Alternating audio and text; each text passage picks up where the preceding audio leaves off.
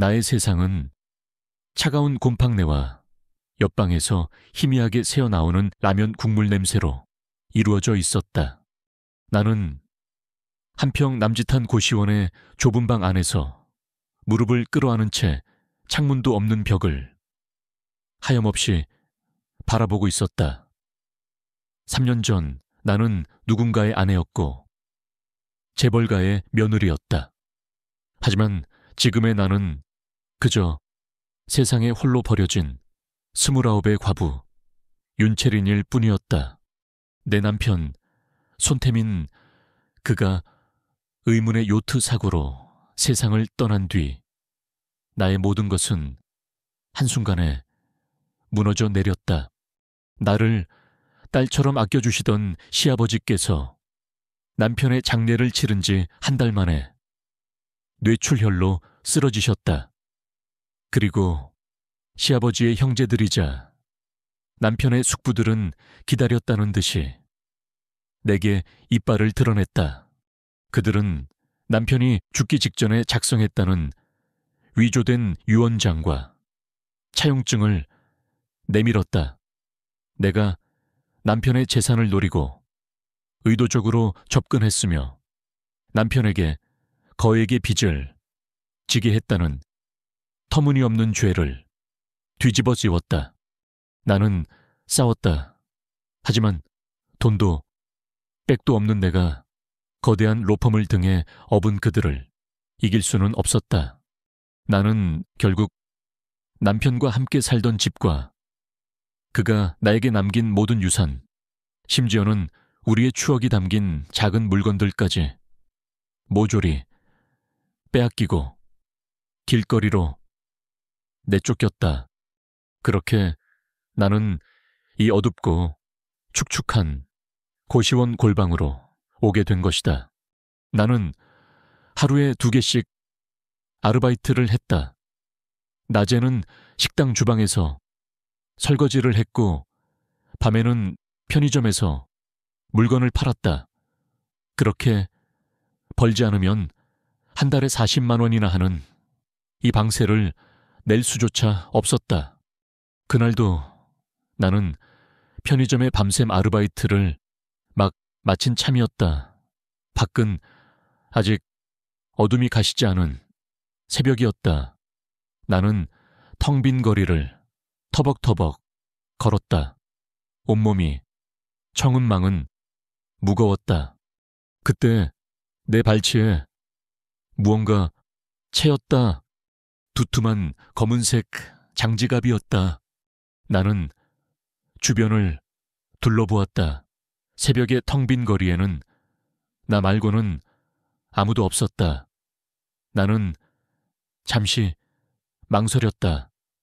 그러다 지갑을 집어들었다. 지갑 안에는 5만 원짜리 지폐가 아주 두껍게 들어있었다.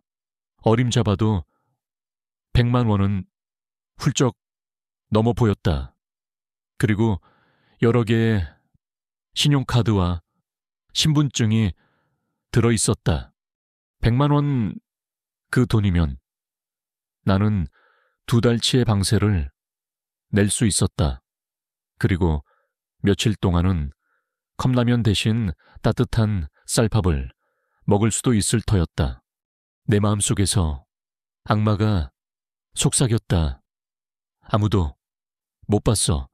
그냥 가지는 거야. 이건 신이 내게 주신 기회일지도 몰라. 나는 마른 침을 삼켰다. 하지만 나는 그럴 수 없었다.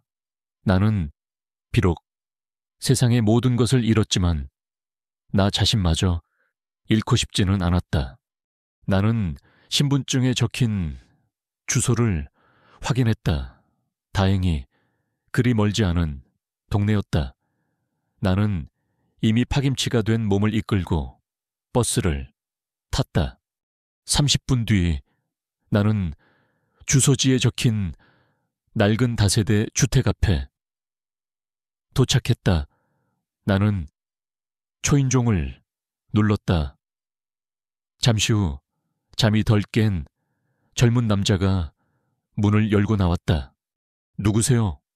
저 혹시 이 지갑 잃어버리지 않으셨습니까? 내가 지갑을 내밀자 남자의 얼굴이 사색이 되었다. 그는 그제야 자신의 지갑이 없어진 것을 알아차린 모양이었다. 아, 세상에 제 지갑 정말 감사합니다. 그는 내게 몇 번이고 허리를 숙여 인사했다. 그는 지갑에서 5만 원짜리 몇 장을 꺼내 내게 쥐어주려 했다. 정말 감사합니다. 학생, 이거 약수하지만 제 성의입니다. 나는 그의 손을 밀어내며 고개를 저었다. 아닙니다. 저는 제가 해야 할 일을 했을 뿐입니다. 나는 그 말을 남기고 뒤돌아섰다. 그의 고맙다는 외침을 등 뒤로 들으며 다시 나의 작은 방으로 돌아왔을 때 해가 뜨고 있었다. 나는 텅 빈 방 안에 홀로 앉아 있었다. 착한 일을 했지만 나의 현실은 조금도 바뀌지 않았다.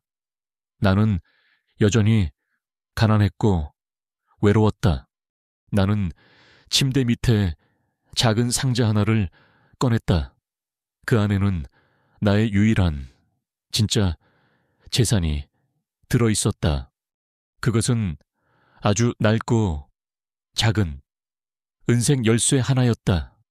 열쇠의 머리 부분에는 아주 정교한 동백꽃 문양이 새겨져 있었다. 이 세상에 단 하나밖에 없을 그런 특별한 디자인이었다. 이 열쇠는 남편 태민이가 우리의 첫 번째 결혼 기념일에 나에게 선물해 준 것이었다. 나는 그날의 기억을 떠올렸다. 그는 내게 이 열쇠를 주며 아주 진지한 얼굴로 말했었다. 체리나, 이건 그냥 평범한 열쇠가 아니야. 그럼 뭔데요? 이건 우리의 진짜 보물 창고를 여는 열쇠야. 돈이나 주식 같은 그런 게 아니라 우리의 진짜 미래가 담겨 있는 곳이지. 그러니 절대로 잃어버리면 안 돼. 무슨 일이 있어도 이건 네가 꼭 간직하고 있어야 해. 알았지? 나는 그때 그의 말이 그저 낭만적인 이벤트인 줄로만 알았다. 하지만 그가 떠난 뒤 나는 깨달았다. 그의 말이 진심이었다는 것을. 나는 시댁에서 쫓겨나던 날 이 열쇠로 우리가 살던 집의 모든 문과 모든 금고를 열어보려 했다. 하지만 그 어떤 자물쇠에도 이 열쇠는 맞지 않았다. 이것은 자물쇠 없는 열쇠였다. 주소 없는 편지였다. 나는 이 열쇠를 손에 꽉 쥐었다. 차가운 금속의 감촉이 내 심장으로 전해져 왔다. 태민 씨, 당신이 말한 그 보물 창고는 대체 어디에 있는 거예요? 당신이 남긴 이 마지막 수수께끼는 너무 어려워요. 나는 열쇠를 가슴에 품은 채 잠이 들었다. 그리고 또다시 그날의 악몽을 꾸었다. 푸른 바다, 하얀 요트, 그리고 모든 것을 집어삼킬 듯 달려들던 거대한 파도. 나는 물속에서 허우적거렸다. 그리고 저 멀리 사라져가는 그의 마지막 모습을 보았다. 그가 내게 필사적으로 무언가 외치고 있었다. 그의 입모양, 나는 그 단어를 기억한다. 덩백. 그의 목소리는 들리지 않았다. 하지만 나는 분명히 보았다. 덩백것. 나는 비명을 지르며 잠에서 깨어났다. 온몸은 식은땀으로 젖어 있었다. 나는 한참 동안 가쁜 숨을 몰아쉬었다. 그리고 나도 모르게 내 손에 쥔 은색 열쇠를 내려다보았다. 열쇠의 머리 부분에 새겨진 바로 그 동백꽃 문양을 나의 잊고 있던 과거의 파편과 나를 매일 밤 괴롭히던 악몽의 조각이 하나로 합쳐지는 기묘한 순간이었다. 고시원에서의 생활은 인간의 존엄성을 서서히 갉아먹는 일이었다. 나는 더 이상 이렇게 살 수는 없다고 결심했다. 나는 내 마지막 남은 자존심을 걸고 새로운 일자리를 찾아 나섰다. 그러던 어느 날 나는 직업소개소의 낡은 게시판에서 아주 이상한 구인 공고 하나를 발견했다. 개인 간병인 구함, 입주 가능, 월급 800만 원, 경력 무관, 신원 확실하고, 입이 무거운 분 우대, 월급 800만 원. 내가 지금껏 한 달 내내 밤낮으로 일해서 버는 돈의 3배가 넘는 액수였다. 경력 무관이라는 조건은 더더욱 수상했다. 이것은 정상적인 구인 공고가 아니었다. 무언가 비밀스러운 사연이 숨겨진 위험한 자리임이 틀림없었다. 나는 망설였다. 하지만 내 텅 빈 통장 장부와 다음 달 고시원 월세는 나의 이성적인 판단을 마비시키기에 충분했다. 나는 지푸라기라도 잡는 심정으로 그곳에 연락했다. 며칠 뒤 나는 강남의 한 고급 호텔 커피숍에서 면접을 보게 되었다. 나를 면접한 사람은 40대 중반의 아주 차갑고 예리한 인상의 남자였다. 그는 자신을 고용주의 법률 대리인이라고만 소개했다. 그의 질문들은 아주 기묘했다.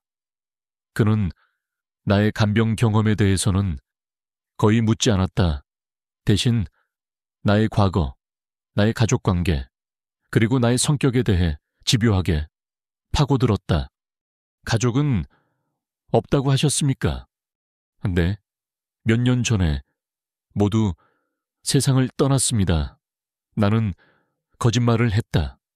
궁금한 게 많은 성격입니까? 아니면 그저 시키는 일만 묵묵히 하는 그런 타입입니까? 저는 제게 주어진 일에만 집중하는 편입니다. 아주 좋군요. 마지막으로 한 가지만 더. 당신은 비밀을 잘 지킬 수 있습니까? 나는 그 면접이 나를 시험하는 하나의 테스트라는 것을 직감했다. 나는 합격하지 못할 것이라 생각했다. 그런데 며칠 뒤 나는 합격 통보를 받았다. 나는 그렇게 나의 유일한 재산인 낡은 가방 하나를 들고 나의 새로운 일터 평창동의 한 거대한 대저택으로 향했다. 내가 그 집의 거대한 철문 앞에 섰을 때 나는 내가 지금 나의 발로 거대한 미로 속으로 걸어 들어가고 있다는 것을 예감했다. 나를 맞이한 것은 집사 복장을 한 나이 지긋한 여자였다. 그녀는 자신을 오 여사라고 소개했다. 그녀의 얼굴에는 어떤 감정도 읽을 수 없었다. 따라오시죠. 채린 씨, 사모님께서 기다리고 계십니다. 나는 그녀를 따라 대리석이 깔린 차가운 복도를 걸었다. 저택 내부는 내가 상상했던 것 이상으로 넓고 화려했지만 이상하게도 사람 사는 온기라고는 전혀 느껴지지 않았다. 마치 모든 것이 박제된 거대한 박물관 같았다. 거실에는 두 사람이 나를 기다리고 있었다. 한 명은 내가 면접을 받던 바로 그 차가운 인상의 남자였다. 그는 자신을 이 집의 마님인 최숙희 여사의 오빠 최민석이라고 소개했다. 그리고 다른 한 사람은 바로 이 집의 마님 최숙희였다. 그녀는 40대 초반으로밖에 보이지 않는 아주 젊고 아름다운 여자였다. 그녀는 최고급 실크 드레스를 입고 값비싼 보석으로 치장하고 있었다. 하지만 그녀의 얼굴에는 그 화려함과는 어울리지 않는 깊은 불안과 공포의 그림자가 드리워져 있었다. 그녀는 무언가에 아주 심하게 겁을 먹고 있는 그런 눈빛을 하고 있었다. 윤채린 씨, 만나서 반가워요. 그녀의 목소리는 가늘게 떨리고 있었다. 채린 씨가 앞으로 모시게 될 분은 저의 남편 한승재 회장님이세요. 지금 2층의 침실에 누워 계시죠. 1년 전 뇌졸중으로 쓰러지신 뒤로 계속 의식이 없으세요. 채린 씨의 일은 그저 회장님의 식사와 용변을 도와드리고 가끔 책을 읽어드리는 아주 간단한 일일 거예요. 그녀의 설명은 어딘가 부자연스러웠다. 그녀는 나를 데리고 집 안을 안내하기 시작했다. 이곳은 주방이에요. 식사는 오 여사가 다 준비해 줄 거예요. 이곳은 서재이고 저곳은 손님용 침실. 그녀는 마치 외워둔 대본을 읽는 것처럼 집 안을 설명했다. 우리가 2층의 길고 어두운 복도를 지날 때였다. 복도의 가장 끝에 다른 문들과는 다른 아주 묵직하고 고풍스러운 짙은 색의 나무 문 하나가 굳게 닫혀 있었다. 그녀는 그 문 앞에서 갑자기 걸음을 멈추었다. 그리고 그녀의 얼굴이 그 어떤 때보다도 더 하얗게 질리기 시작했다. 그녀는 갑자기 내 팔을 아주 강한 힘으로 움켜쥐었다. 그녀의 손톱이 내 살을 파고드는 것 같았다. 채린 씨, 그녀가 내 귓게 아주 낮고 떨리는 목소리로 속삭였다. 그녀의 목소리는 이제껏 내가 들어본 그 어떤 소리보다도 더 공포에 차 있었다. 잘 들어요. 그녀는 그 굳게 닫힌 나무 문을 마치 세상에서 가장 끔찍한 것을 보는 듯한 눈으로 쳐다보며 말했다. 무슨 일이 있어도 죽은 시어머니 방에 절대로 들어가면 안 돼. 내 말 알아들었어요. 절대로 이 방의 문은 열 생각도 하지 마요. 그녀의 경고는 단순한 주의 사항이 아니었다. 그것은 거의 비명에 가까운 절규였다. 죽은 시어머니의 방, 그 방 안에는 대체 무엇이 있는 것일까? 그녀는 그 말을 남기고 언제 그랬냐는 듯 다시 우아한 사모님의 얼굴로 돌아왔다. 그리고 아무 일도 없었다는 듯 나를 내가 머물게 될 작은 간병인 방으로 안내했다. 나는 그날 밤 나에게 주어진 새롭고 깨끗한 침대 위에서 한숨도 잘 수가 없었다. 내 머릿속은 온통 그 굳게 닫힌 방문과 그 방을 가리키던 사모님의 공포에 질린 얼굴, 그리고 그녀가 내게 던졌던 그 소름 끼치는 경고로 가득 차 있었다. 나는 이 집에서 단순히 간병인으로 일하게 된 것이 아니라는 것을 직감했다. 나는 나도 모르게 아주 위험하고 거대한 비밀의 한가운데로 걸어 들어온 것이다. 그리고 그 모든 비밀의 열쇠는 바로 저 죽은 시어머니의 방 안에 잠들어 있을 터였다. 나는 주머니 속에서 남편이 남긴 은색 열쇠를 꺼내 만지작거렸다. 열쇠의 머리에 새겨진 동백꽃 문양, 그리고 내 남편이 마지막으로 외쳤던 그 단어, 떵백것. 우연일까? 아니면 이것은 운명이 나에게 보내는 또 다른 신호일까? 나는 어둠 속에서 굳게 닫힌 그 방문을 떠올리며 결심했다. 나는 반드시 저 문을 열고야 말 것이다. 그 안에 어떤 끔찍한 진실이 나를 기다리고 있다 해도 그 아이, 윤채린이 배정된 간병인 방으로 사라진 뒤 나는 그 자리에 한참 동안 서 있었다. 내 손바닥은 나도 모르게 식은땀으로 축축하게 젖어 있었다. 절대로 그 방에 들어가면 안 돼. 방금 전 내가 그 아이에게 내뱉었던 그 경고의 말들이 메아리가 되어 내 귓가를 맴돌았다. 나는 그 아이의 동그랗게 뜨여있던 놀란 눈빛을 떠올렸다. 그 아이는 나를 아주 이상하고 무서운 여자라고 생각했겠지. 괜찮다. 차라리 그렇게 생각하는 편이 나았다.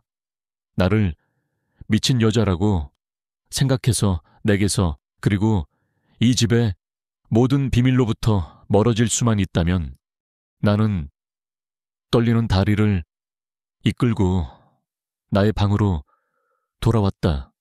나의 방, 사람들은 이곳을 사모님의 방이라고 불렀다. 하지만 나에게 이곳은 나의 의지와는 상관없이 내가 갇혀버린 세상에서 가장 화려하고 거대한 감옥일 뿐이었다. 나는 거울 앞에 섰다. 거울 속에는 최고급 실크 드레스를 입고 수억 원짜리 다이아몬드 목걸이를 한 젊고 아름다운 여자가 서 있었다. 사람들은 모두 나를 부러워했다. 가난한 집안에서 태어나 20살이나 많은 재벌 회장의 젊은 아내가 되었으니 신데렐라의 기적을 이룬 것이라고. 하지만 나는 알고 있었다. 나는 신데렐라가 아니었다. 나는 나의 친오빠 최민석의 욕망을 실현시키기 위한 가장 예쁘고 비싼 재물일 뿐이었다. 10년 전 나는 그저 평범한 대학생이었다. 그때 사업 실패로 빚더미에 앉아있던 나의 오빠가 나에게 다가왔다. 그리고 나에게 거부할 수 없는 제안을 했다. 수키야, 너 이 오빠 한 번만 도와주지 않겠니? 그가 내게 보여준 것은 한 늙은 남자의 사진이었다. 바로 지금 나의 남편인 한승재 회장. 당시 그는 오랜 시간 함께했던 첫 번째 아내와 사별한 직후였다. 한승재 회장, 저 영감 지금 외로워서 죽을 지경이야. 네가 저 영감의 눈에만 들면 우리 남매 평생 먹고 살 수 있어. 이 오빠가 그렇게 만들어줄게. 나는 그의 제안이 두려웠다. 하지만 나는 그의 그늘 아래서 평생을 순종하며 살아왔다. 나는 그의 말을 거역할 용기가 없었다. 나는 오빠가 짜놓은 각본대로 한승재 회장에게 의도적으로 접근했다. 그리고 나의 젊음과 아름다움을 무기 삼아 그의 마음을 얻는 데 성공했다. 우리는 1년 뒤 결혼했다. 내가 이 거대한 저택의 새로운 안주인이 되던 날, 나는 이제 모든 것이 끝났다고 생각했다. 하지만 나의 진짜 불행은 바로 그날부터 시작되었다. 나의 남편 한승재 회장은 나를 사랑하지 않았다. 그의 마음속에는 언제나 죽은 그의 첫 번째 아내만이 자리 잡고 있었다. 그는 나를 그저 외로움을 달래기 위한 예쁜 인형 정도로만 여겼다. 그리고 나의 오빠 최민석, 그는 나의 결혼을 발판 삼아 이 집안의 모든 실권을 장악하기 시작했다. 그는 KH그룹의 고문이라는 직함을 얻어냈고 회장님의 건강을 챙긴다는 명목으로 이 집의 모든 재정과 사람들을 자신의 통제해 두었다. 나는 그제야 깨달았다. 내가 거대한 늑대 아가리 속으로 걸어 들어왔다는 것을. 나의 공포가 극에 달했던 것은 내가 이 집의 가장 깊숙한 곳에 있는 그 죽은 시어머니의 방에 대해 알게 되었을 때였다. 결혼 초 나는 호기심에 그 방문을 열어보려 했다. 하지만 그 방문은 언제나 굳게 잠겨 있었다. 내가 그 방에 대해 묻자 오빠는 나를 아주 무서운 얼굴로 다그쳤다. 너 절대로 그 방에 들어가면 안 돼. 왜 그 방에 대체 뭐가 있는데? 그 방은 저주받았어. 그는 내게 끔찍한 비밀을 이야기해 주었다. 한승재 회장의 첫 번째 아내는 남편의 냉대와 무관심에 지쳐 우울증을 앓았다고 했다. 그리고 어느 비 오는 날 밤, 그녀는 바로 그 방에서 자신의 손목을 그어 스스로 목숨을 끊었다고. 그 이후로 그 방에서는 밤마다 여자의 울음소리가 들린다고 해. 그리고 그 방에 들어갔던 하녀들 몇몇이 원인 모를 병에 걸려 죽거나 미쳐버렸지. 한 회장 저 영감도 그 사실을 알고 그 방을 영원히 폐쇄해버린 거야. 나는 그의 이야기에 온몸에 털이 곤두서는 것을 느꼈다. 그날 이후 나는 2층의 그 어두운 복도를 지나갈 때마다 알 수 없는 한기를 느꼈다. 나는 그 방문을 쳐다보는 것만으로도 숨이 막혔다. 하지만 나의 진짜 공포는 다른 곳에 있었다. 나는 알고 있었다.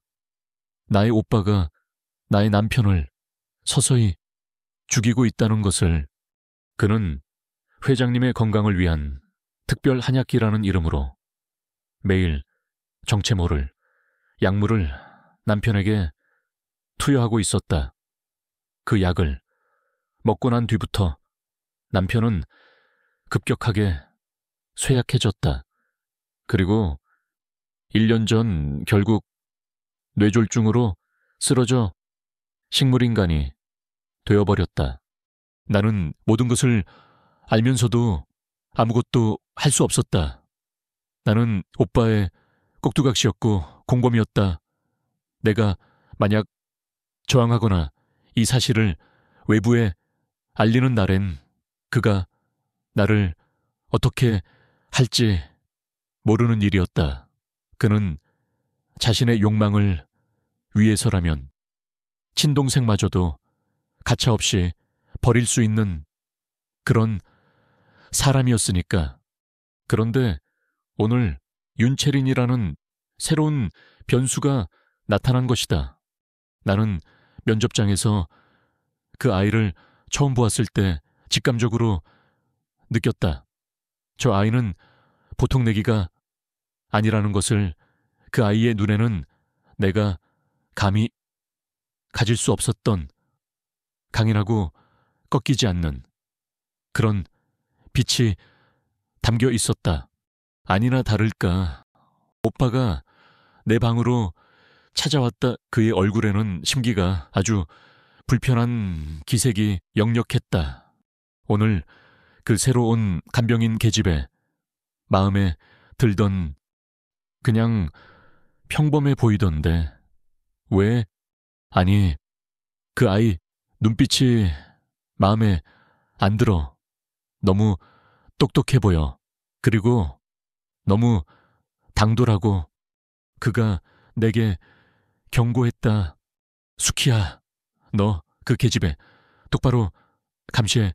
특히 절대로 내 시어미가 죽은 그 방 근처에는 얼씬도 못하게 하라고. 만약 그 아이가 무언가 묻거나 이상한 낌새를 보이면 즉시 내게 보고해야 해. 알았어. 오빠, 만약 네가 내 말을 어기거나 실수를 하는 날엔. 그는 내 턱을 강하게 움켜쥐었다. 내 시어미처럼 똑같이 만들어줄 테니 그런 줄 알아. 그는 그 말을 남기고 방을 나갔다. 나는 그 자리에 주저앉아 떨고 있었다. 나는 이제 어떻게 해야 할까? 이 새로운 간병인은 나의 적일까? 아니면 아군일까? 그 아이가 그 방문을 열게 되면 어떻게 될까? 그 안에 잠들어 있는 원혼이 우리 모두를 저주하게 될까? 아니면 그보다 더 끔찍한 나의 오빠의 비밀이 세상에 드러나게 될까? 나는 아무것도 알 수 없었다. 나는 그저 이 화려한 감옥 속에서 다가올 파멸의 시간을 기다리는 수밖에 없었다. 그날 이후 나의 일상은 두 개의 얼굴을 가지게 되었다. 낮에 나는 고용주에게 순종적인 성실하고 과묵한 간병인 윤채린이었다. 나는 정해진 시간에 한승재 회장님의 식사를 돕고 그의 기저귀를 갈고 그의 굳어버린 몸을 마사지했다. 그리고 의식이 없는 그의 귓가에 그가 좋아했다는 낡은 시집을 읽어주었다. 하지만 밤에 나는 어둠 속에서 비밀을 파헤치는 외로운 탐정이었다. 나의 첫 번째 수사 대상은 바로 한승재 회장님께 매일 투여되는 정체 모를 약이었다. 매일 아침 9시와 저녁 9시 김 간호사라고 불리는 차가운 인상의 여자는 어김없이 작은 약병과 주사기를 들고 회장님의 침실로 들어왔다. 그리고 회장님의 링거에 검붉은 색의 쓴 냄새가 나는 액체를 주입했다. 나는 간호사가 돌아간 뒤 매번 회장님의 상태를 아주 세심하게 살폈다. 이상했다. 영양제라는 그 약물이 투여되고 나면 회장님의 상태는 더 나빠지는 것 같았다. 그의 혈압은 비정상적으로 떨어졌고 그의 숨소리는 더 가늘고 희미해졌다. 그리고 그는 거의 하루 종일 깊은 혼수 상태에 빠져 있었다.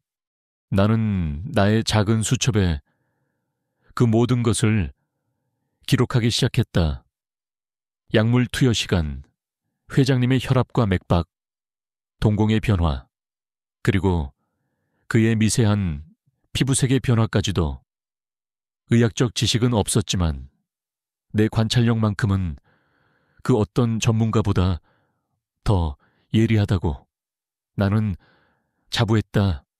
나의 두 번째 수사 대상은 이 거대한 저택 그리고 그 안의 사람들이었다. 나는 회장님을 돌보는 틈틈이 집안 구석구석을 청소한다는 핑계로 돌아다녔다. 그리고 사람들의 대화를 그림자처럼 엿들었다. 대부분의 젊은 하녀들과 경호원들은 이 집의 비밀에 대해 아무것도 알지 못하는 듯했다. 그들은 그저 자신들에게 주어진 일을 기계처럼 반복할 뿐이었다. 하지만 단 한 사람 아주 오랫동안 이 집에서 일해온 오 여사라고 불리는 늙은 집사만은 무언가 알고 있는 눈치였다. 그녀는 언제나 말이 없었고 표정이 없었다. 하지만 가끔 나와 단둘이 마주칠 때면 그녀는 아주 의미심장한 혼잣말을 하곤 했다. 어느 날 내가 정원의 잡초를 뽑고 있을 때였다. 그녀가 내 곁으로 다가와 시든 동백꽃을 잘라내며 중얼거렸다. 동백꽃은 겨울에 피는 꽃이지 가장 추울 때 가장 붉게 피어나는 아주 강인한 꽃이야. 우리 첫 번째 사모님처럼. 나는 그녀의 말을 놓치지 않았다. 첫 번째 사모님이요. 지금 저 방에 잠들어 계신 그분 말이야. 그녀가 가리킨 곳은 바로 2층 복도 끝에 그 굳게 닫힌 죽은 시어머니의 방이었다. 사람들은 그분이 우울증 때문에 스스로 돌아가셨다고 알고 있지. 하지만 내가 아는 그분은 절대로 그런 나약한 분이 아니었어. 그분은 언제나 당당했고 지혜로웠으며 불의를 보면 참지 못하는 그런 분이셨지. 그녀는 더 이상 아무 말도 하지 않았다. 하지만 그녀의 그 짧은 몇 마디는 내 마음속의 의심을 확신으로 바꾸어 놓기에 충분했다. 나는 그녀에게 신뢰를 얻어야만 했다. 나는 그날 이후 그녀의 일을 말없이 도와주기 시작했다. 그녀가 무거운 빨래를 나를 때 내가 먼저 다가가 함께 들었다. 그녀가 늦은 밤 홀로 부엌을 정리할 때 나는 그녀의 곁에 남아 그릇을 닦았다. 그녀는 처음에는 나를 경계했다. 하지만 나의 꾸준한 진심에 그녀의 마음도 서서히 열리기 시작했다. 어느 날 밤 그녀는 나를 자신의 작은 방으로 불렀다. 그리고 아주 낡은 사진 앨범 하나를 꺼내 내게 보여주었다. 이게 우리 첫 번째 사모님 살아생전의 모습이야. 앨범 속에는 내가 한 번도 본 적 없는 한 여인의 사진들이 가득했다. 그녀는 최숙희 사모님처럼 화려하게 아름답지는 않았지만 그 얼굴에는 지성과 기품 그리고 따뜻한 미소가 넘쳐 흘렀다. 그녀는 남편인 한승재 회장과 그리고 갓난아기였던 나의 남편 태민이의 아버지 손 회장과 함께 찍은 사진 속에서 세상에서 가장 행복한 미소를 짓고 있었다. 아가씨, 이걸 한번 보게. 오 여사는 앨범의 가장 마지막 페이지를 펼쳤다. 그곳에는 한 장의 빛바랜 신문 기사가 붙어 있었다. KH건설 한승재 회장. 불의의 교통사고로 외아들 잃어. 유일한 상속자. 손태민 군의 행방은 손태민, 나의 죽은 남편의 이름이었다. 이게 무슨 아가씨의 남편, 손태민 도련님은 원래 손씨 집안의 아들이 아니었어. 오 여사가 충격적인 비밀을 털어놓기 시작했다. 도련님은 바로 이 집의 진짜 주인이신 한승재 회장님의 숨겨진 아들이었지. 첫 번째 사모님께서 돌아가시기 직전에 낳은 유일한 혈육이었어. 나는 내 귀를 의심했다. 첫 번째 사모님은 자신이 곧 죽게 될 것이라는 것을 예감하셨지. 그래서 자신의 갓난아들을 가장 믿을 수 있었던 친구이자 비서였던 손씨 집안에 비밀리에 입양시킨 거야. 자신의 오빠, 즉 지금의 최민석, 그 악마의 소나기에서 아이를 지켜내기 위해서 나의 남편, 그는 재벌가에 숨겨진 상속자였다. 그리고 이 열쇠, 오 여사는 내가 목에 걸고 있던 은색 동백꽃 열쇠를 가리켰다. 이것은 첫 번째 사모님께서 훗날 아들이 자신의 권리를 되찾을 수 있도록 남겨놓은 유일한 증표였지. 이 열쇠만이 이 집의 모든 비밀이 잠들어 있는 그분의 방을 열 수 있을 테니까. 모든 퍼즐 조각이 맞추어지고 있었다. 나의 남편의 의문의 죽음, 시어머니의 기묘한 유언, 그리고 사모님과 그녀의 오빠의 섬뜩한 경고까지. 나는 그날 결심했다. 그 방문을 열어야만 한다고. 그날 밤 저택 전체에 거센 비바람이 몰아쳤다. 천둥과 번개가 밤새도록 하늘을 갈랐다. 나는 이날을 기다렸다. 나는 모두가 잠든 새벽 2시 내 방을 빠져나왔다. 그리고 2층의 그 어두운 복도를 향해 걸어갔다. 복도 끝 굳게 닫힌 그 방문 앞에 섰을 때 나는 심장이 미친 듯이 뛰는 것을 느꼈다. 나는 내 목에 걸린 은색 열쇠를 꺼내 들었다. 그리고 떨리는 손으로 그 열쇠를 낡은 자물쇠 구멍에 꽂아 넣었다. 제발, 제발. 열쇠가 딸깍 소리를 내며 돌아갔다. 문이 열렸다. 나는 마른 침을 삼키고 안으로 들어섰다. 방 안은 온통 하얀 천으로 뒤덮여 있었다.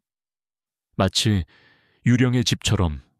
그리고 방 안가득 아주 짙은 먼지와 슬픔의 냄새가 배어 있었다. 나는 손전등으로 방 안을 비추었다. 그리고 벽난로 위 하얀 천이 덮인 액자 하나를 발견했다. 내가 천을 걷어내는 순간 나는 그 자리에 얼어붙고 말았다. 액자 속에는 젊은 시절에 첫 번째 사모님이 한 남자와 함께 환하게 웃고 있었다. 그리고 그 남자는 바로 나의 아버지였다. 나의 돌아가신 아버지. 나는 숨을 쉴 수가 없었다. 내 눈앞 낡고 빛바랜 흑백 사진 속에서 내가 세상에서 가장 사랑하고 존경했던 나의 아버지가 환하게 웃고 있었다. 그리고 그의 곁에는 우아하고 기품 있는 한 여인이 아주 다정한 모습으로 그에게 기대어 있었다. 사진 속 여인은 바로 이 집의 첫 번째 안주인이자 나의 죽은 시어머니의 젊은 시절 모습, 바로 그녀였다. 이게 대체 어떻게 된 일인가?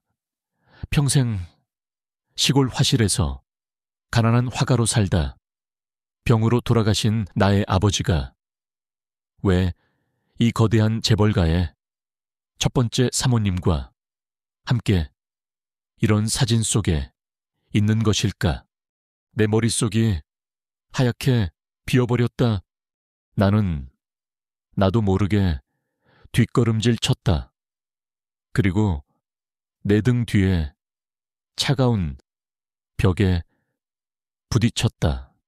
이 방 시어머니가 절대로 들어가지 말라고 경고했던 이 방 안에는 내가 감당할 수 없는 거대한 비밀이 잠들어 있었다. 나는 도망쳐야 했다. 이 모든 것을 보지 못한 것처럼, 듣지 못한 것처럼 이 방을 빠져나가야만 했다. 하지만 내 발은 마치 바닥에 뿌리라도 내린 것처럼 움직이지 않았다. 나는 알아야만 했다.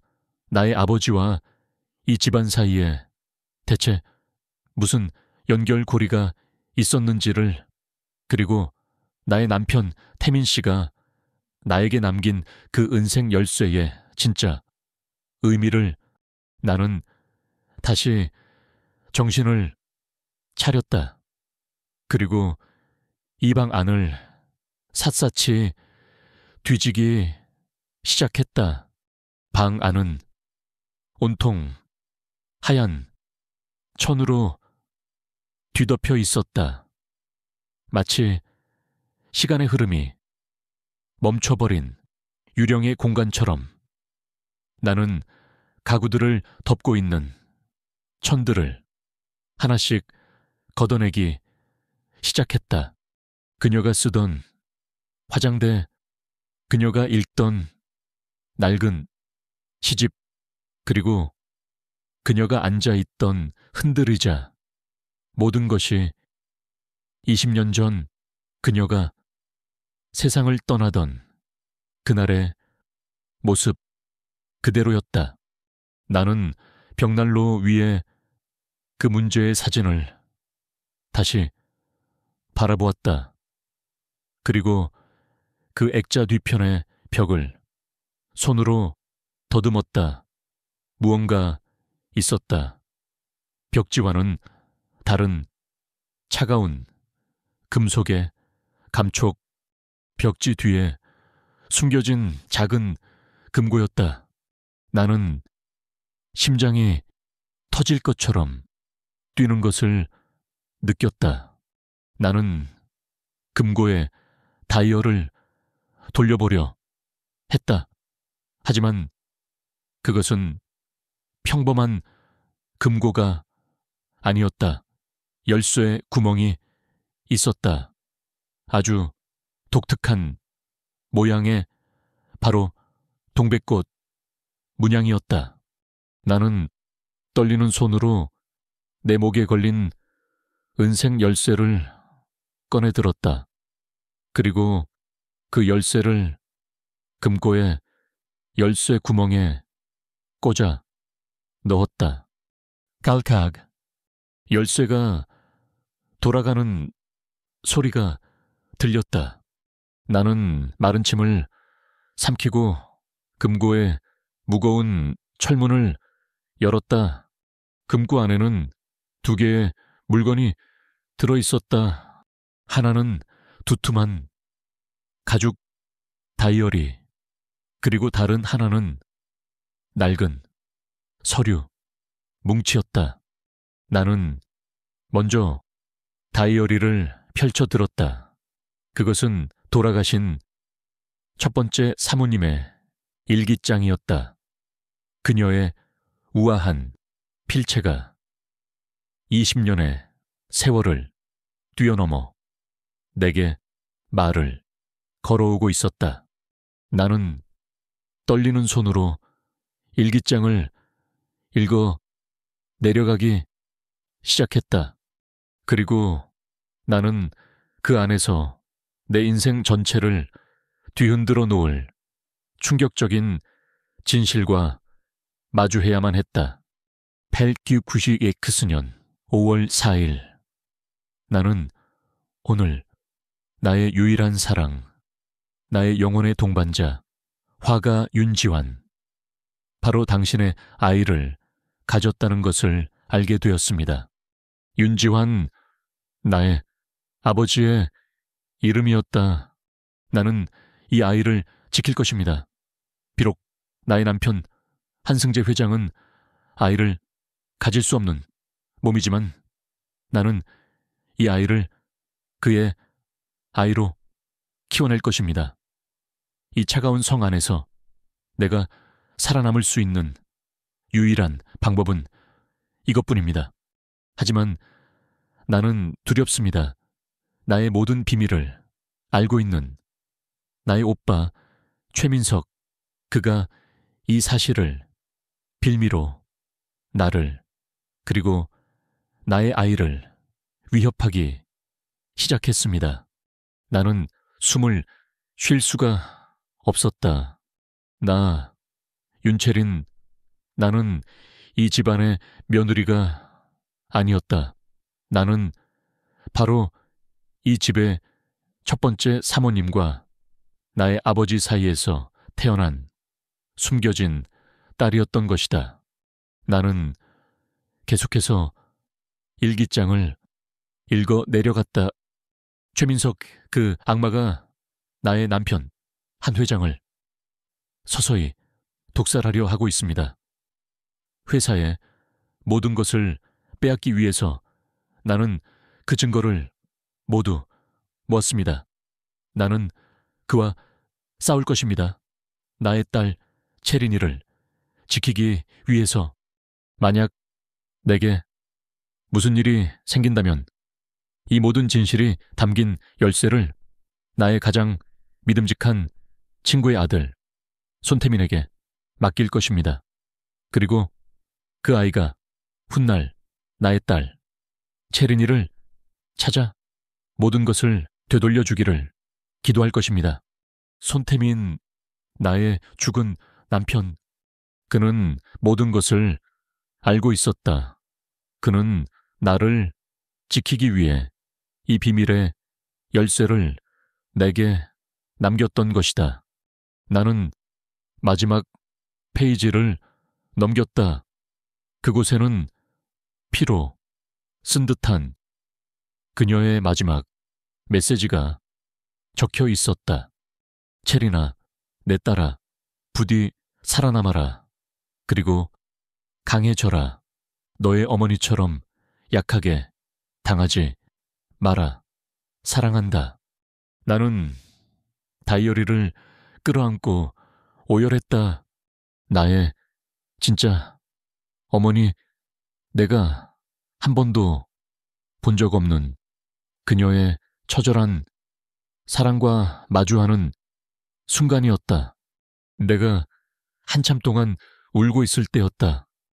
꺄, 방문 앞에서 날카로운 비명 소리가 들려왔다. 사모님, 최숙희였다.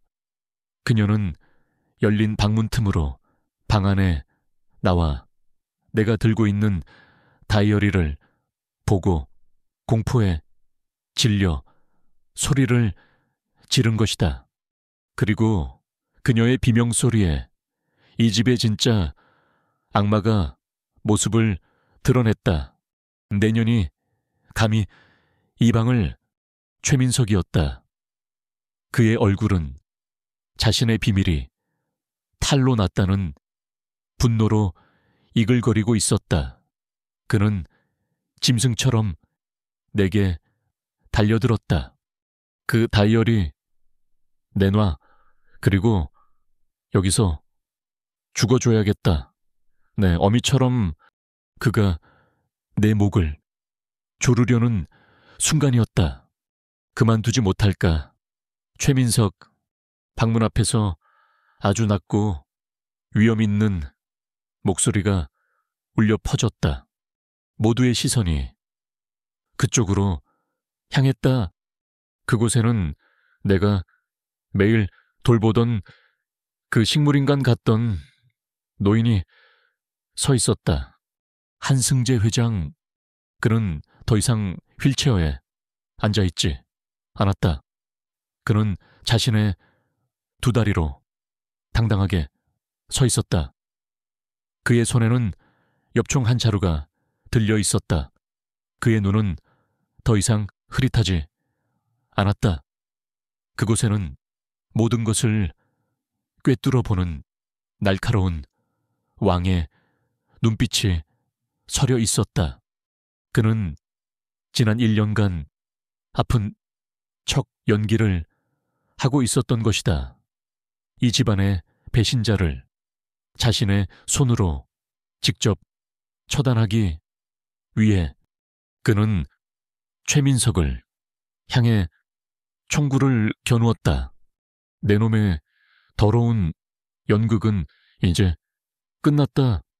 최민석은 그 자리에 주저앉았다. 그의 얼굴에는 절망과 공포가 가득했다. 나는 그 모든 광경을 멍하니 바라보고 있었다. 나의 아버지가 될 뻔했던 남자, 그리고 나의 진짜 아버지일지도 모르는 남자, 나의 기구한 운명의 모든 비밀이 바로 이 방 안에서 한꺼번에 폭발하고 있었다. 그날 밤 죽은 시어머니의 방 안에서 나의 세상은 다시 한번 창조되고 또 파괴되었다. 나는 더 이상 고아도 평범한 간병인도 심지어는 손씨 집안의 며느리도 아니었다. 나는 이 거대한 성의 진짜 주인이자 비극적인 사랑의 결실이었으며 한 남자의 숨겨진 딸이었다. 그리고 나는 살인자의 정체를 밝혀낸 증인이었다. 총을 든 한승재 회장님의 등장과 함께 모든 상황은 순식간에 정리되었다. 나의 친어머니를 죽이고 회장님을 독살하려 했으며 나까지 해치려 했던 최민석은 그 자리에서 신고를 받고 출동한 경찰들에게 체포되었다. 그는 끌려나가는 마지막 순간까지 나를 악에 바친 눈으로 노려보았다. 내년 때문에 너만 아니었으면 모든 것이 내 계획대로 완벽했는데 나는 그의 저주를 아무런 표정 없이 마주했다. 그의 옆에서 사모님, 아니 최숙희 씨는 모든 것을 잃어버린 사람처럼 넋이 나간 채 그 자리에 주저앉아 울고만 있었다. 그녀 역시 오빠의 가장 충실한 공범이자 가장 어리석은 피해자였다. 나는 그 모든 혼란의 한가운데서 내 손에 들린 어머니의 낡은 다이어리를 꽉 움켜쥐었다. 이것이 나의 진짜 유산이었다. 경찰 조사가 며칠 동안 이어졌다. 나는 피해자이자 가장 중요한 참고인으로서 경찰서와 저택을 오가야 했다. 조사가 진행되는 동안 나는 이 집안의 더 깊고 슬픈 비밀들을 알게 되었다. 나의 남편 손태민, 그는 한승재 회장님의 친아들이 아니었다. 그는 사실 내가 모든 것을 빼앗겼던 바로 그 손씨 집안, 즉 돌아가신 시아버지의 동생이었던 손 회장의 숨겨진 아들이었다. 한승재 회장님 부부는 아이를 가질 수 없었다. 그래서 후계자를 얻기 위해 자신의 가장 믿었던 친구의 아들을 비밀리에 입양했던 것이다. 그리고 그 친구에게 회사의 주요 직책과 막대한 부를 안겨주었다. 그것이 내가 시집갔던 그 재벌가 손씨 집안의 시작이었다. 나의 전시댁 식구들은 그 사실을 철저히 숨겼다. 그리고 그들의 아들인 태민이가 진짜 상속자인 나와 결혼하자 그들은 위기감을 느꼈던 것이다. 그래서 그들은 태민이가 죽자마자 온갖 거짓 서류를 꾸며 내게서 모든 것을 빼앗고 나를 내쫓았던 것이다. 그들의 탐욕스러운 왕국을 지키기 위해서 모든 것이 거짓이었다. 나의 결혼, 나의 지난 3년의 세월, 모든 것이 거대한 기만과 탐욕 위에 세워진 모래성이었다. 모든 조사가 끝나고 최민석이 구속 기소되던 날, 최숙희 씨가 나를 찾아왔다. 그녀는 짐 가방 하나를 든 채 내 앞에 섰다. 그녀의 얼굴에는 더 이상 값비싼 화장품의 흔적은 없었다. 그저 모든 것을 잃어버린 한 여자의 깊은 절망만이 남아 있었다. 채린 씨, 그녀가 처음으로 나를 이름으로 불렀다. 나는 이제 이 집을 떠나려고 해요. 나는 평생 오빠의 꼭두각시로 살았어요. 그의 욕망을 위해 나 자신을 팔았고 그의 범죄를 알면서도 눈 감았죠. 나는 공범이고 죄인이에요. 나는 더 이상 이 집에 머물 자격이 없어요. 그녀는 내 앞에 고개를 숙였다. 미안했어요. 정말 미안했어요. 당신에게 했던 모든 말들, 모든 행동들, 그리고 당신의 어머니께 내가 저지른 끔찍한 죄악을 부디 용서하지 말아요. 나는 그녀를 말없이 바라보았다.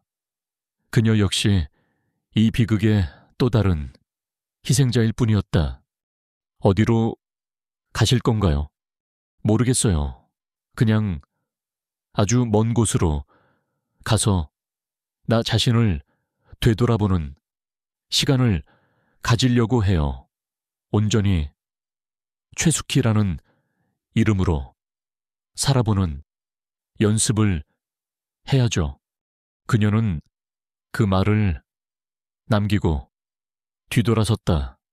나는 그녀의 쓸쓸한 뒷모습을 아주 오랫동안 바라보았다. 그녀가 떠난 뒤 이 거대한 저택에는 이제 정말로 나와 한승재 회장님 단 두 사람만이 남았다. 그날 저녁 회장님께서는 나를 그의 서재로 부르셨다. 그는 더 이상 병상에 누워있던 쇠약한 노인이 아니었다. 그는 다시 KH그룹의 강력한 총수로 돌아와 있었다. 그는 내게 차를 한 잔 따라주었다. 그리고 아주 어렵게 입을 열었다. 유하야. 그는 나를 그렇게 불렀다. 나의 어머니가 나를 부르던 그 이름. 나의 진짜 이름. 내가 너에게 아주 오랫동안 해주지 못했던 이야기를 이제야 하려 한다.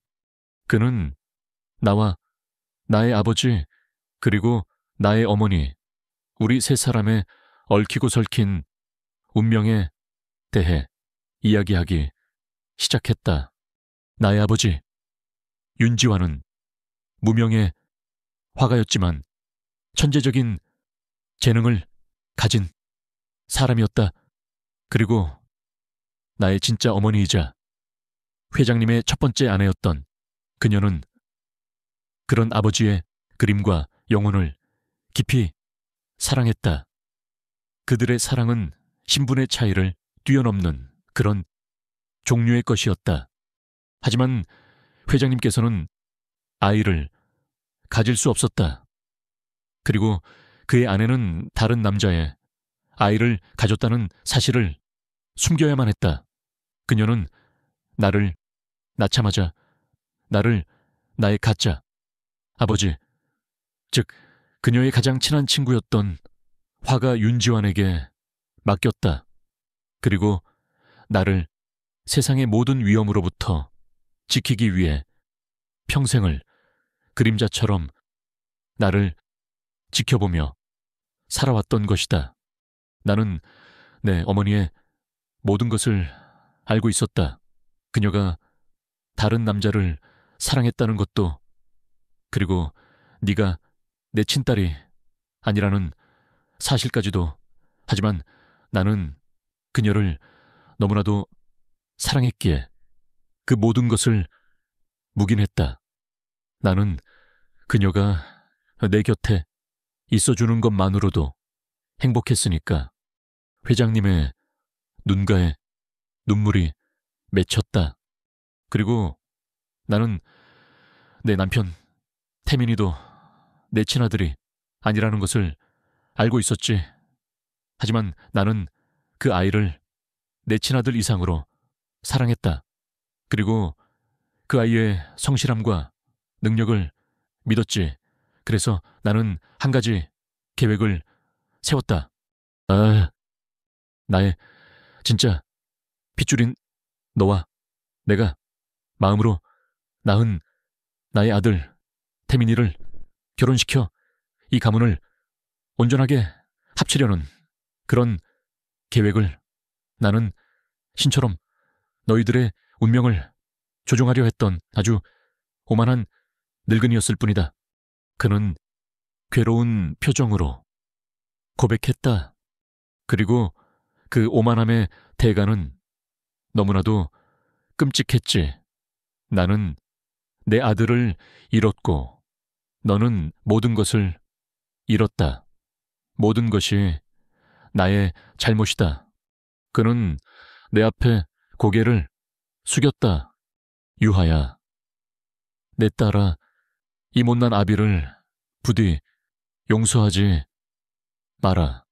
나는 그의 주름진 손을 잡았다. 그리고 그의 손등 위로 나의 뜨거운 눈물이 떨어졌다. 그날 밤 우리는 아주 오랫동안 울었다. 모든 진실이 밝혀지고 모든 오해가 풀리고 모든 상처가 드러나는 그런 밤이었다. 며칠 뒤 회장님은 내게 서류 몇 장을 내미셨다. 이제 이것은 내 것이다. 그것은 이 KH그룹의 모든 소유권과 의결권을 나 한유아에게 상속한다는 공식적인 법률 문서였다. 나는 이제 이 거대한 왕국의 유일한 상속자가 된 것이다. 너는 이 모든 것을 가지고 떠나도 좋다. 혹은 이곳에 남아 나와 함께 이 무너진 성을 다시 일으켜 세워도 좋다. 선택은 내 몫이다. 나는 그 서류를 내려다보았다. 그리고 서재 창밖으로 펼쳐진 서울의 야경을 바라보았다. 나의 새로운 인생이 이제 막 시작되고 있었다. 나는 어떤 선택을 해야 할까? 그날 밤 이후 나는 아주 긴 꿈을 꾸는 것만 같았다. 내가 이 거대한 저택에 숨겨진 딸이었다는 사실, 나의 아버지가 두 분이라는 사실, 그리고 나의 남편 태민 씨가 나를 그리고 이 집안을 지키기 위해 아주 오랫동안 외로운 싸움을 해왔다는 그 모든 진실들. 나는 며칠 동안 죽은 시어머니, 아니, 나의 진짜 어머니가 사용하시던 그 방에 머물렀다. 나는 그녀의 낡은 다이어리를 읽고 또 읽었다. 그 안에는 내가 알지 못했던 그녀의 슬픈 사랑 이야기와 나를 향한 애끓는 모정이 담겨 있었다. 나는 그녀의 일기장을 통해 그녀와 함께 울고 웃었다. 그리고 29년 만에 처음으로 어머니라는 존재의 온기를 느꼈다. 세상은 시끄러웠다. 최민석의 추악한 범죄 행각은 연일 뉴스를 장식했다. 그리고 그와 함께 나의 기구한 과거사 역시 세상 사람들의 가십거리가 되어 떠돌았다. 나를 동정하는 시선도 있었지만 여전히 나를 재벌가를 홀린 신데렐라 정도로 취급하는 시선도 많았다. 그리고 나의 전 시댁이었던 손씨 집안, 그들 역시 무사하지 못했다. 그들이 내게서 모든 것을 빼앗기 위해 위조했던 유언장과 차용증이 세상에 공개되었다. 그들의 탐욕스러운 민낯이 드러나자 그들이 평생을 공들여 쌓아 올렸던 사회적 명성과 신뢰는 하루아침에 무너져 내렸다. 그들은 파산했고 뿔뿔이 흩어졌다. 그것이 그들이 치러야 할 당연한 대가였다. 나는 그 모든 소란을 등 뒤로 한 채 오직 나 자신에게만 집중했다. 나는 누구인가? 나는 앞으로 어떻게 살아가야 하는가? 며칠 뒤 나는 한 통의 편지를 받았다. 프랑스에서 온 편지였다. 최숙희 씨였다. 그녀의 편지는 아주 짧았다. 채린 씨에게 이 편지를 붙일 자격이 저에게 없다는 것을 압니다. 하지만 이 말만은 꼭 전하고 싶었습니다. 미안했습니다. 그리고 고마웠습니다. 당신 덕분에 저는 저를 30년간 올가매던 지옥에서 벗어날 수 있었습니다. 저는 지금 프랑스의 작은 시골 마을에서 저의 진짜 이름을 되찾는 연습을 하고 있습니다. 부디 당신은 저처럼 불행하지 않기를, 당신의 진짜 삶을 살아가기를 진심으로 당신의 행복을 빕니다. 나는 그녀의 편지를 읽고 아주 오랫동안 창밖을 바라보았다. 그녀 역시 이 비극의 또 다른 희생자였다. 나는 그녀를 진심으로 용서하기로 했다. 모든 것이 제자리를 찾아가고 있을 때 나의 진짜 아버지 한승재 회장님께서 나를 그의 서재로 부르셨다. 그는 내 앞에 두툼한 법률 서류들을 내밀었다. 유아야, 이제 이 모든 것은 내 것이다. 그것은 이 KH그룹의 모든 소유권이 이제 법적으로 온전히 나 한유아에게 있음을 증명하는 서류들이었다. 나는 하루아침에 대한민국에서 손꼽히는 거대 기업의 주인이 된 것이다. 너는 이제 자유다. 이 모든 것을 가지고 네가 원하는 삶을 살거라. 아무도 너를 막지 못할 것이다. 그의 말에 나는 아주 오랫동안 고민했다. 나는 이 모든 것을 버리고 떠날 수도 있었다. 이 돈을 가지고 세상 어느 곳에서든 나의 작은 복원, 작업실을 차리고 조용하고 평화롭게 살아갈 수도 있었다. 나는 지난 몇 년간 그런 삶을 간절히 꿈꿔왔다. 하지만 그럴 수가 없었다. 나의 친어머니와 나의 남편 태민 씨, 그들은 이 거대한 성을 지키기 위해 자신의 목숨을 바쳤다. 내가 이대로 모든 것을 버리고 떠나는 것은 그들의 희생을 헛되게 만드는 일이었다. 나는 결심했다. 나는 오랫동안 나를 보살펴 주신 오 여사님을 찾아갔다. 그리고 그녀에게 나의 진짜 어머니에 대한 더 많은 이야기를 들었다.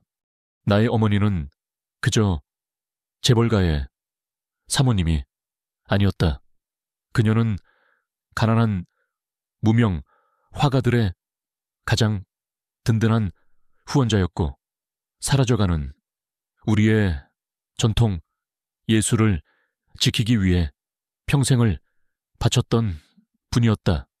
나는 그녀의 삶 속에서 내가 가야 할 길을 발견했다. 나는 마침내 나의 아버지 한승재 회장님을 찾아갔다.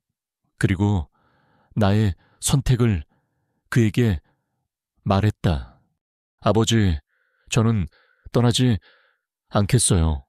내 말에 그의 얼굴에 안도감과 기쁨이 스쳐 지나갔다.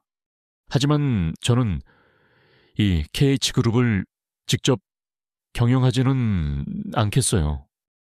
그럼 어찌하겠다는 말이냐?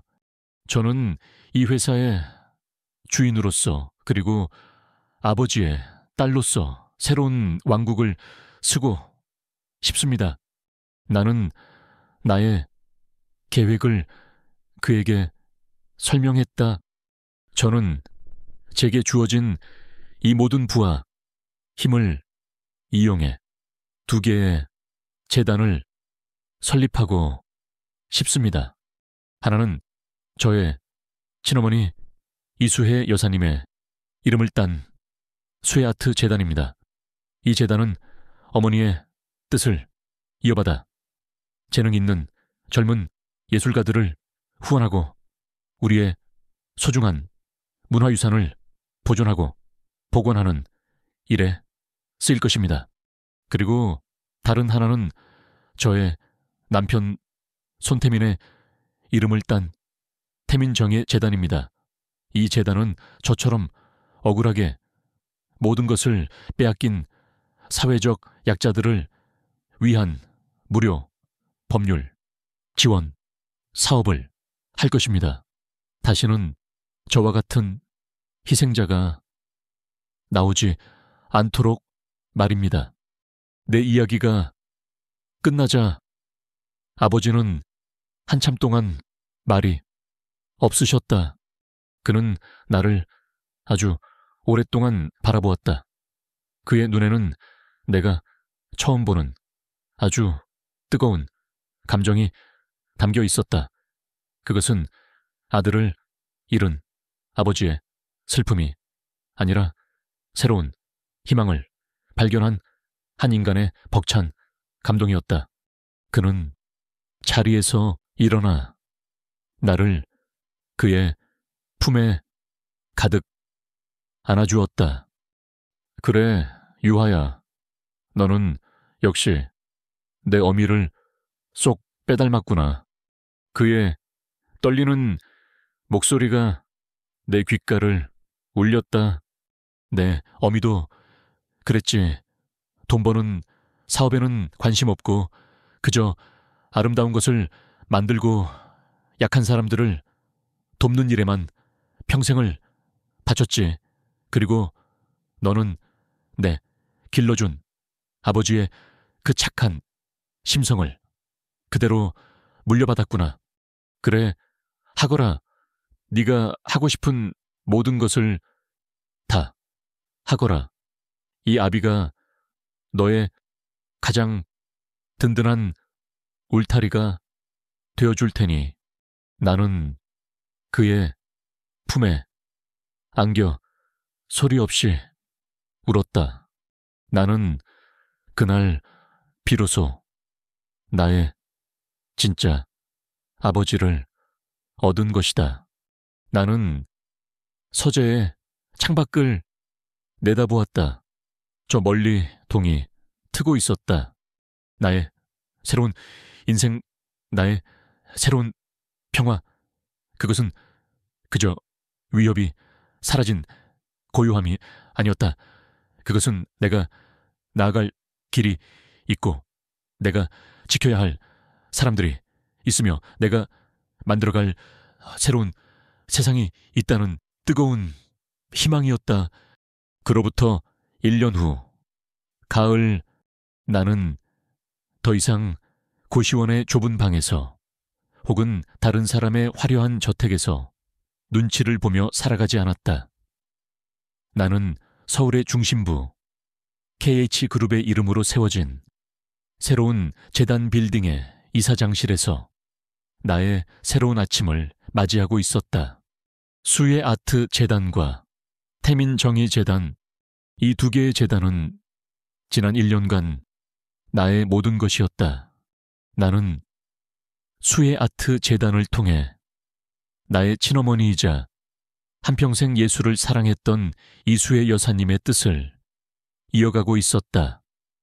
우리는 재능은 있지만 기회가 없는 젊은 예술가들을 발굴하고 후원했으며 사라져가는 우리의 소중한 문화유산을 보존하고 복원하는 일에 앞장섰다.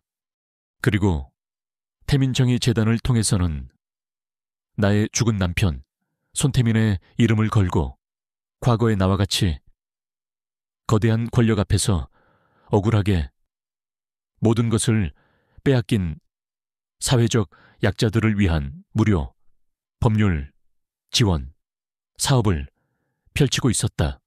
나는 이 두 개의 재단을 통해 나의 슬픈 과거를 세상의 따뜻한 희망으로 바꾸어내는 일을 하고 있었다. 나의 가족도 새로워졌다. 나의 아버지 한승재 회장님께서는 이제 그룹의 경영에서 완전히 손을 떼셨다. 그는 재단의 명예이사장으로서 그리고 나의 가장 든든한 정신적 지주로서 나의 모든 활동을 묵묵히 응원해주고 계셨다. 우리는 더 이상 어색한 부녀가 아니었다. 우리는 서로의 상처를 누구보다 깊이 이해하는 진짜 가족이 되어 있었다. 그리고 오늘 우리는 우리의 지난 1년간의 노력이 담긴 가장 눈부신 결실을 세상에 선보이는 날이었다. 바로 우리 재단이 건립한 수혜 아트센터의 개관식이자 그 첫 번째 기획 전시가 열리는 날. 개관식은 수많은 사람들의 축하 속에서 성대하게 열렸다. 나는 재단의 이사장으로서 단상에 올라 감사, 인사를 전했다. 그리고 내가 1년간 비밀리에 준비해온 첫 번째 전시를 세상에 공개했다. 수혜 아트센터의 개관을 기념하는 영광스러운 첫 번째 전시는 한 사람의 위대한 예술가를 기리기 위해 마련되었습니다. 그의 이름은 손태민입니다. 내 속에 장래가 술렁였다. 나의 죽은 남편 비운의 재벌 3세로만 알려졌던 그의 이름이 예술가라는 수식어와 함께 불리는 순간이었다. 나는 그의 서재에서 그가 남긴 수만 장의 사진 필름들을 발견했다. 그리고 나는 그 사진들을 통해 내가 미처 알지 못했던 그의 깊고 고독했던 예술가의 영혼과 마주할 수 있었다. 나는 그의 멈춰버렸던 예술가로서의 삶을 다시 세상에 보여주고 싶었다. 전시관의 문이 열리고 그의 사진들이 세상에 처음으로 공개되었다. 그의 사진들은 보는 이들을 압도했다. 그 안에는 거대한 자연의 풍경과 그 속에서 살아가는 소박한 사람들의 일상이 아주 따뜻하고 깊이 있는 시선으로 담겨 있었다. 사람들은 그의 사진 앞에서 오랫동안 머물렀다. 그들은 그의 사진을 통해 그를 다시 기억하기 시작했다. 비운의 상속자가 아니라 세상을 사랑했던 위대한 예술가로서 전시회의 가장 마지막 공간 그곳에는 단 한 장의 사진만이 걸려 있었다. 그것은 그가 죽기 일주일 전 내게 마지막으로 찍어준 나의 사진이었다. 사진 속에서 나는 동백꽃 화분 앞에 앉아 아주 행복한 미소를 짓고 있었다. 그리고 그 사진 아래에는 그가 직접 쓴 짧은 글귀가 적혀 있었다. 나의 동백꽃, 나의 구원, 나의 영원한 사랑. 나는 그 사진 앞에서 한참을 서 있었다. 모든 손님들이 돌아가고 텅 빈 전시관에 나와 아버지 단 두 사람만이 남았다. 아버지는 내게 아무 말 없이 다가와 내 어깨를 감싸 안아주셨다. 훌륭하다. 내 딸 정말 훌륭해. 그의 따뜻한 위로에 나는 결국 참았던 눈물을 터뜨렸다. 그날 저녁 우리는 저택의 정원을 함께 걸었다. 더 이상 그 집은 나에게 차가운 감옥이 아니었다. 그곳은 나의 진짜 집이 되어 있었다. 아버지는 나를 정원의 가장 햇살이 잘 드는 곳으로 데려가셨다. 그곳에는 내가 전에 보지 못했던 아주 작은 동백나무 한 그루가 심어져 있었다. 그리고 그 나뭇가지에는 수줍은 붉은색 꽃망울이 맺혀 있었다. 아버지는 그 꽃망울을 가리키며 미소 지었다. 온실 속에서 시들어가던 동백꽃이 이제야 제자리를 찾았구나. 그가 1년 전 내게 던졌던 그 기묘한 이제야 나는 그 모든 의미를 완전히 이해할 수 있었다. 나는 가만히 다가가 그 작은 꽃망울을 어루만졌다. 나의 길고 어두웠던 겨울은 끝났다. 나는 나의 모든 것을 잃었지만 결국 나의 진짜 정체와 나의 진짜 가족 그리고 나의 새로운 삶의 의미를 되찾았다. 나는 더 이상 과거의 상처에 얽매여 울지 않을 것이다. 나는 나의 어머니가, 나의 아버지가, 그리고 나의 남편이 내게 남겨준 이 위대한 사랑의 유산을 가슴에 품고 세상을 향해 나아갈 것이다. 나는 고개를 들어 저물어가는 가을 하늘의 석양을 바라보았다. 그 풍경이 꼭 1년 전 내가 열었던 비밀의 방에서 마주했던 나의 친어머니의 사진 속 그 따뜻한 미소처럼 보였다. 나의 새로운 새벽은 이미 밝아오고 있었다. 이야기꾼의 마지막 속삭임. 이 이야기가 당신의 마음에 작은 울림을 주었다면 구독과 좋아요 그리고 따뜻한 댓글을 잊지 말아주세요. 당신의 응원 하나하나가 저에게는 새로운 이야기를 만들어 나갈 가장 큰 힘이 됩니다.